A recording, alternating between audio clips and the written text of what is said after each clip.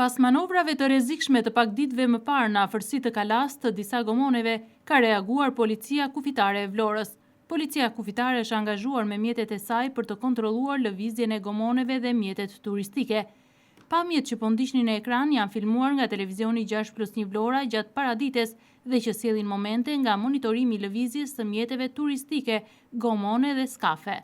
Në momentet që mjetet dalin nga vendqëndrimi i tyre, ato vëzhgohen nga mjetet e policisë së kufirit. Edhe pse pak me vonesë dhe që nuk duhet të lejoheshin manovrat e gabuara, Policia Kufitare ka reaguar pozitivisht dhe këtë të martë ka nisur patrullimin dhe monitorimin e lëvizjes së mjeteve turistike lundruese. Policia e shtetit ka shpallur planin e detajuar të masave për sezonin turistik veror 2025, i cili synon garantimin e rendit, sigurisë publike dhe menaxhimin e fluksit turistik në të gjithë vendin, me theks të veçantë në zonat bregdetare dhe turistike. Në qendër është edhe forcimi i monitorimit në kufirin e Gjelbër dhe Blu. Policia Kufitare ka marrë masat për shtimin e sporteleve dhe burimeve njerëzore me qëllim menaxhimin e fluksit turistik. Do të ketë një shtim të kontrollit në kufirin e Gjelbër dhe në kufirin Blu për të parandaluar krimin kufitar dhe krimet e palishmërisë.